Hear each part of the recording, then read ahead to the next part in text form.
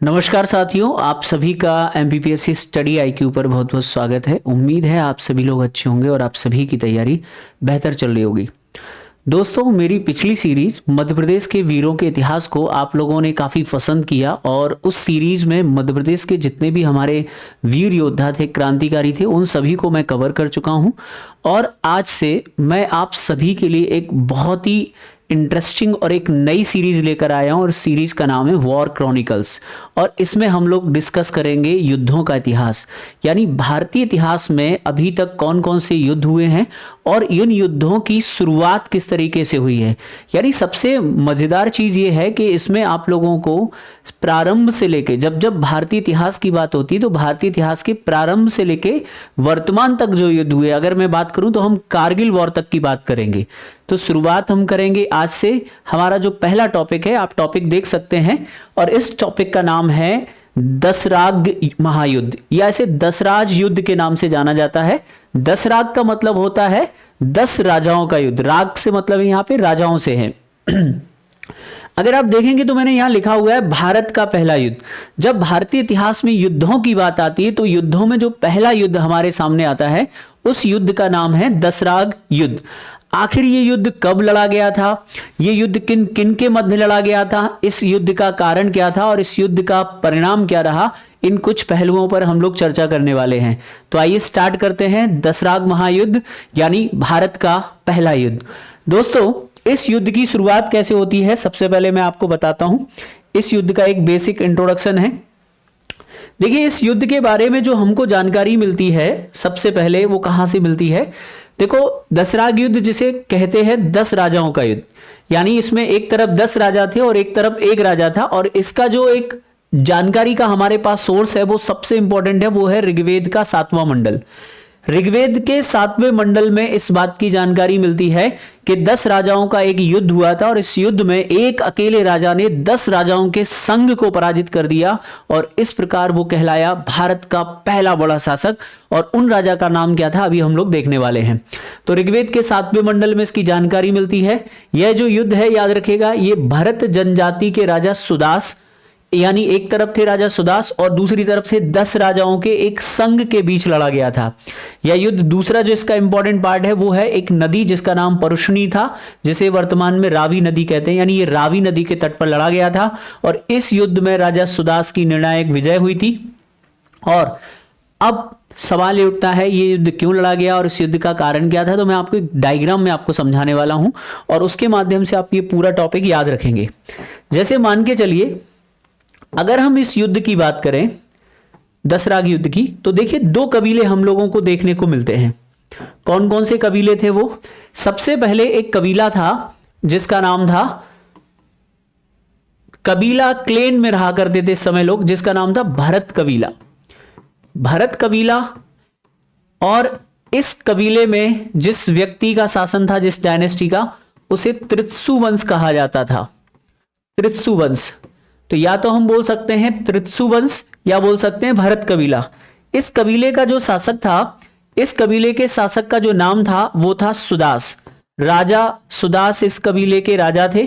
और राजा सुदास जो है, याद रखिएगा, वो किस वंश के हैं, वेरी इंपॉर्टेंट, त्रित्सु वंश। एग्जाम में पूछते हैं किस कबीले से बिलोंग करते हैं, भरत कबीले से। अब राजा सुदास के साथ क्या था कि राजा सुदास के जो पुरोहित थे, राजा सुदास के जो पुरोहित थे, उन पुरोहित का नाम था, जो पहले इनके पुरोहित थे उनका नाम था विश्वामित्र। और बाद में इन्होंने अपने नए पुरोहित बना दिए। इन्होंने अपना नया पुरोहित जिनको अपॉइंट किया था, उन नए पुरोहित का नाम था वशिष्ठ, यानी महर्षि वशिष्ठ। तो महर्षि वशिष्ठ को जब इन्होंने अपना नया पुरोहित बनाया तो इससे क्या हुआ, इनको क्या कर दिया, जो विश्वामित्र हैं इनको पुरोहित के पद से क्या कर दिया, निकाल दिया। तो जब ऋषि विश्वामित्र को पुरोहित के पद से निकाल दिया गया और उनकी जगह पर एक नया पुरोहित बनाया गया और नए पुरोहित बने वशिष्ठ, जिसकी वजह से जो हमारे विश्वामित्र ऋषि हैं वो नाराज हो गए। अब इस स्टोरी को हम लोग कनेक्ट करते हैं। कनेक्ट कैसे करते हैं कि जो राजा सुदास हैं, जो कि त्रित्सु वंश के एक शक्तिशाली राजा है, भरत कबीले से बिलोंग करते हैं, इस समय ये बात चल रही है, याद रखिएगा, ऋग्वैदिक काल से भी पहले की, यानी युद्ध लगभग 1500 बीसी के पहले लड़ा गया। यानी जब हम आर्यों का इतिहास पढ़ते हैं तो उसके प्रारंभिक दौर में ही इस युद्ध की चर्चा हम लोगों को मिलती है। लगभग अगर हम ऐसे देखें तो अभी क्या चल रहा है, 2025 चल रहा है, और अगर हम 2025 प्लस 1500 बीसी को अगर उसको हम ऐड करेंगे तो लगभग 3500 साल के आसपास जो है, लगभग 3500 साल पहले, यानी 3500 साल पहले ये युद्ध लड़ा गया था जिसका नाम था दसराग युद्ध। अब इस समय राजा के बाद जो सबसे बड़ा पद होता था, राजा के बाद सबसे बड़ा पद होता था पुरोहित का। पुरोहित का क्या काम था कि राजा को सलाह देने का काम करता था पुरोहित। राजा किसी भी काम के लिए निकलेगा, युद्ध के लिए निकलेगा या फिर पूजा के लिए निकलेगा, दान के लिए निकलेगा, तो सबसे पहले वो पुरोहित से ही सलाह लेता था। इस काल में सेनापति का उतना महत्व नहीं था, प्रधानमंत्री का उतना महत्व नहीं था जितना महत्व पुरोहित का था। यानी राजा के बाद सबसे बड़ा पद पुरोहित होता था। अब सुदास के जो पुरोहित थे उनका नाम विश्वामित्र था, लेकिन उन्होंने विश्वामित्र को हटाकर एक नया पुरोहित बना दिया जिनका नाम था महर्षि वशिष्ठ। अब विश्वामित्र जी के साथ एक समस्या थी कि विश्वामित्र जी जन्म से क्षत्रिय थे और कर्म से ब्राह्मण थे, तो जब उन्हें पद से हटाया गया तो उनका जो क्षत्रियत्व है वो जाग गया और उनके अंदर बदले की भावना आ गई और उन्होंने सुदास को खत्म करने के लिए, क्या करने के लिए, सुदास को खत्म करने के लिए 10 राजाओं का एक ग्रुप तैयार किया। क्या तैयार किया? 10 राजाओं का एक ग्रुप तैयार किया और इन 10 राजाओं में आप याद रखेंगे 10 राजाओं का एक संघ बनाया। 10 राजाओं का क्या बनाया? संघ बनाया। और इस 10 राजाओं के संघ को ही हम दसराग बोलते हैं। और इस 10 राजाओं का जो संघ बनाया तो इसको, ये जो 10 राजा हैं ये इकट्ठे होते हैं और इकट्ठे होकर ये क्या करते हैं, ये राजा सुदास के विरुद्ध हमला करते हैं। अब ये 10 राजा कौन थे इस पे भी हम लोग चर्चा करेंगे और इन 10 राजाओं के कबीले का या इन 10 राजाओं का जो नेतृत्व करेगा उनका नाम था पुरु कबीला। कौन सा कबीला नेतृत्व करेगा? पुरु कबीला नेतृत्व करेगा। और इन 10 कबीलों के नाम मैं अभी आपको बता रहा हूं। तो पुरु कबीला जो है वो इन 10 राजाओं का नेतृत्व करेगा, ठीक है, याद रखिएगा। लेकिन ये सारा के सारे जो 10 राजा हैं वो किसके नेतृत्व में लड़ रहे हैं, यानी इनके लीडर कौन है सबसे बड़े, जो इनको सलाहकार कौन है, गाइड कौन कर रहे हैं, तो याद रखिएगा वो विश्वामित्र ऋषि हैं जो बदला लेने के लिए आए हैं। तो विश्वामित्र ने जब 10 राजाओं को इकट्ठा किया तो इन 10 राजाओं ने मिलकर क्या किया, त्रित्सु कबीले पर हमला कर दिया या राजा सुदास पर हमला कर दिया। अब इस समय एक और इंपॉर्टेंट चीज थी कि इस कबीले का जो राज्य है उसके बीच में एक नदी पड़ती थी और इस नदी का नाम था, याद रखिएगा, इस नदी का नाम था परुष्णी बोलते हैं। ऋग्वेद में इसका नाम क्या है? परुष्णी नदी कहा गया है, जिसे वर्तमान में हम लोग क्या बोलते हैं, वर्तमान में से हम रावी नदी कहते हैं। वर्तमान में जो रावी नदी है उसको ऋग्वेद में क्या बोला गया? परुष्णी नदी कहा गया है। तो इस नदी के तट पर यह लड़ाई लड़ी जाती है। अब इस लड़ाई का एक बहुत बड़ा कारण और है जो मैं स्पष्ट करना चाह रहा हूं। पहला कारण है विश्वामित्र को पद से हटाना।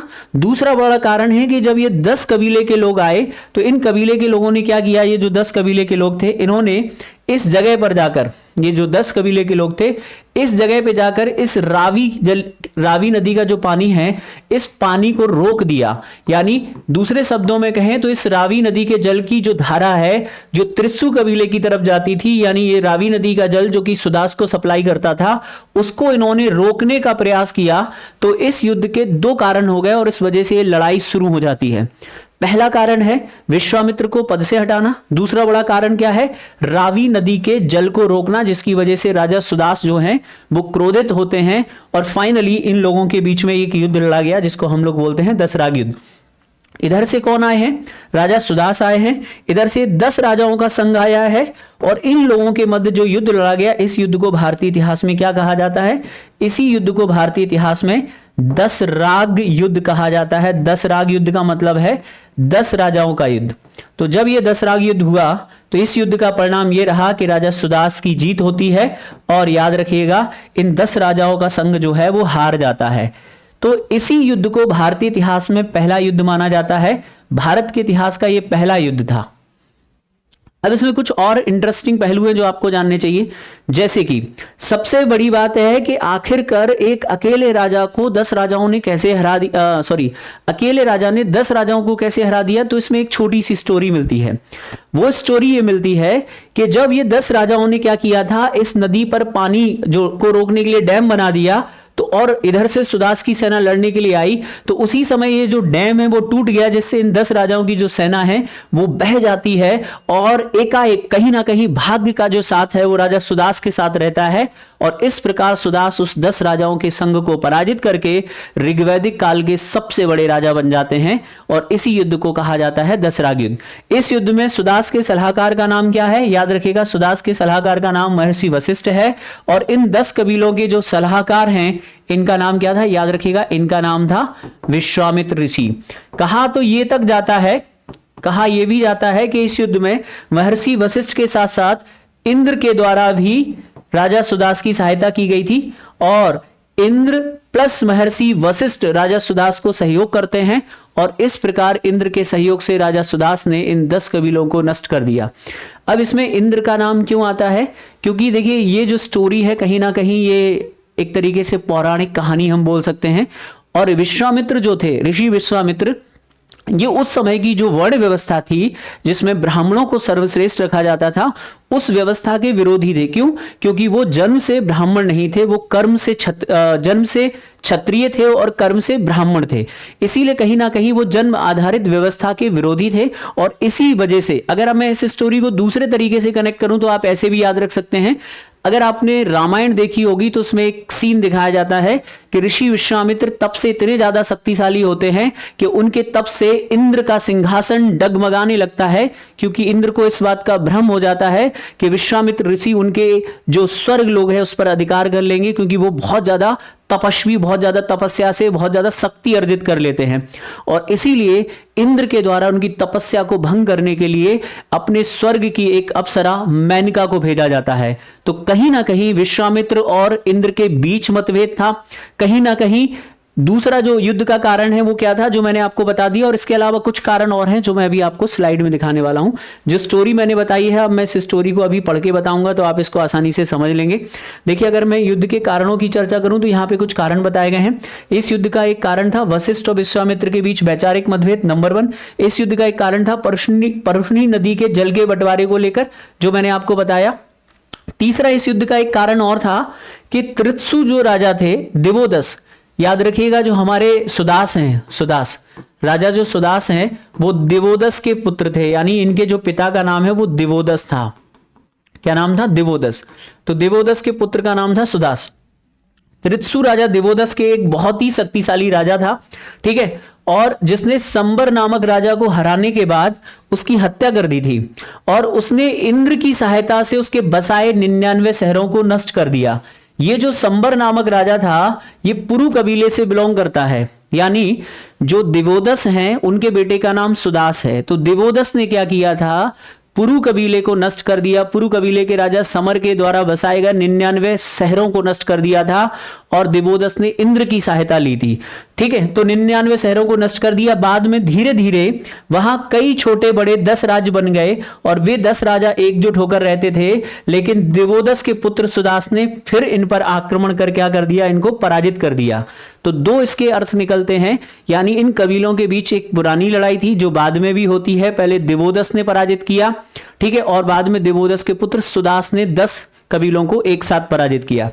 अब आपके मन में एक सवाल उठेगा कि आखिर वो 10 कबीले कौन थे, उनकी भी हम बात करते हैं। जैसा कि मैंने आपको बताया कि तृत्सु जो कबीला था इसका नेतृत्व किसने किया? राजा सुदास ने किया, अभी आपको बता दिया। और पुरु जो कबीला है, याद रखिएगा, पुरु कबीला, इसका नेतृत्व जो है राजा सम्रण कर रहे थे। माफी चाहता हूं, क्या नाम था? राजा सम्रण कर रहे थे। जो 10 कबीले का जो नेतृत्व है, 10 राजा युद्ध लड़ रहे थे, जिनका नेतृत्व पुरु कबीले के राजा कौन कर रहे थे? सम्रण कर रहे थे। इनके सलाहकार कौन है? याद रखिएगा, इनके सलाहकार थे विश्वामित्र ऋषि, और जो सुदास हैं, सुदास के जो सलाहकार हैं वो ऋषि वशिष्ठ थे, ठीक है। अब आते हैं, इसमें एक और चीज है कि आखिर सुदास के विरुद्ध जो 10 कबीले लड़े गए थे उनका नाम क्या था, और ये सबसे इंटरेस्टिंग और सबसे इंपॉर्टेंट पार्ट है। इसके बाद इस युद्ध से जितना भी एग्जाम ओरिएंटेड चीजें होती हैं वो कवर हो जाती हैं। देखिए, 10 कबीलों में एक कबीला है जिसका नाम अनु था, ठीक है। क्या नाम था? अनु। तो एक कबीला था अनु, एक कबीला था जिसको बोलते थे द्रहु, एक कबीला था जिसको बोलते थे यदु, एक कबीला था जिसको बोलते तुर्वश, एक कबीला था जिसको बोलते पुरु। ये जो 5 कबीले आप देख रहे हैं ये 5 आर्य कबीले थे। कौन से कबीले थे? 5 आर्य कबीले थे जो सुदास के विरुद्ध लड़े थे, और इसके अलावा 5 अनार्य कबीले थे जिन्हें हम 5 गौड़ कबीले या जनजातियां कहते हैं, जिसमें एक अलिन है, एक पक्त है, एक भलानस है, एक शिव है और एक विषाणिन है। तो ये जो याद रखिएगा, ये 5 जो कबीले हैं जो आप देख रहे हैं, ये 5 अनार्य कबीले थे। तो ऋषि विश्वामित्र के द्वारा 5 आर्य और 5 अनार्य कबीलों को इकट्ठा किया गया और इस प्रकार 10 कबीलों को ले जाकर सुदास के राज्य पर हमला किया, लेकिन सुदास ने 10 कबीलों को हरा दिया। अनु, द्रहु, यदु, तुर्वश और पुरु याद रखिएगा। और जो अनार्य कबीले अलिन, पक्त, भलानस, शिव और विषाणिन। ठीक है। विरोधी युद्ध के सूत्रकार ऋषि विश्वामित्र थे, जो मैं आपको अभी बता चुका हूं। अब आते हैं इस युद्ध का परिणाम क्या रहा। तो इस युद्ध के परिणाम पे हम लोग चर्चा करते हैं। राजा सुदास के भरत कबीले ने युद्ध जीता और 10 राजाओं का संघ हार गया। नंबर 1, इस जीत के बाद भरत जनजाति का प्रभाव बढ़ा और उत्तर भारत में उनका वर्चस्व स्थापित हुआ। यानी आप इसको ऐसे समझ सकते हैं कि उत्तर भारत में जो अभी एक छोटा सा एरिया था ना, भरत कबीला, उसने क्या किया, उत्तर भारत के ज्यादातर राज्यों को हरा दिया। जो 5 आर्य और 5 अनार्य यानी टोटल 10 कबीलों को हरा दिया, जिसकी वजह से इसका जो विस्तार है वो पूरे उत्तर भारत पर हो गया। और अभी उत्तर भारत को कहा जाता था आर्यावर्त। आर्यों के कबीले थे तो क्या कहते थे, आर्यावर्त। और बाद में क्योंकि भरत कबीला पूरे में फैल गया और इस आर्यावर्त का नाम पड़ गया भारत। जैसे कि यहां लिखा हुआ है कि इस युद्ध में सुदास के भारतों की विजय हुई और उत्तर भारतीय उपमहाद्वीप के आर्यावर्त और आर्यों पर उनका अधिकार स्थापित हो गया। और इसी कारण आगे चलकर पूरे देश का नाम क्या पड़ गया, पूरे देश का नाम आर्यावर्त की जगह भारत पड़ गया। तो ये याद रखिएगा, ये इस युद्ध का महत्व है। ऋग्वेद में दसराग युद्ध को एक दुर्भाग्यशाली घटना कहा गया है। इस युद्ध में इंद्र और वशिष्ठ की संयुक्त सेना के हाथों विश्वामित्र की सेना को पराजित किया गया। दसराग युद्ध में याद रखिएगा, इंद्र और उसके समर्थक विश्वामित्र का अंत करना चाहते थे। याद रखना, दसराग युद्ध में इंद्र और उनके जो समर्थक थे वो विश्वामित्र का अंत करना चाहते थे। हालांकि विश्वामित्र भूमिगत होना पड़ा, यानी विश्वामित्र जो है कहीं छुप गए और बाद में फिर से शक्तिशाली बनकर उभरे थे। तो कुल मिलाकर ये था दसराग युद्ध, जिसे भारतीय इतिहास का पहला युद्ध कहा जाता है। याद रखना, मैं इसमें बार बार एक शब्द का प्रयोग कर रहा हूं, ये विश्व का पहला युद्ध नहीं है, हम लोग भारत के संदर्भ में बात कर रहे हैं और भारत के इतिहास का ये पहला युद्ध है। इस युद्ध का नाम दसराग युद्ध था, जिसमें भरत कबीले के राजा या त्रित्सु वंश के राजा सुदास ने अकेले 10 राजाओं के संघ को पराजित किया था पर्शनी नदी के किनारे। इस युद्ध में 10 राजाओं के जो सलाहकार थे वो ऋषि विश्वामित्र थे और राजा सुदास के सलाहकार का नाम वशिष्ठ था। उम्मीद है कि आपको ये युद्ध बहुत अच्छे से समझ में आया होगा। तो ये जो सीरीज है जिसका नाम वॉर क्रॉनिकल्स है, अगर आपको ये पसंद आती है तो यकीन मानिए इस सीरीज में आपको शुरू से लेके 1999 के कारगिल युद्ध तक के युद्धों का इतिहास मैं आपको बताऊंगा। चाहे इसमें सिकंदर पोरस की लड़ाई हो, चंद्रगुप्त मौर्य और सेल्यूकस की लड़ाई हो, या उसके बाद जितने भी भयंकर युद्ध लड़े गए, कलिंग का युद्ध हो, या जितने भी युद्ध आगे लड़े गए, उन सभी युद्धों का इतिहास हम इस सीरीज में कवर करेंगे। उम्मीद है आप लोगों को ये वीडियो पसंद आएगा। Thank you so much. जय हिंद।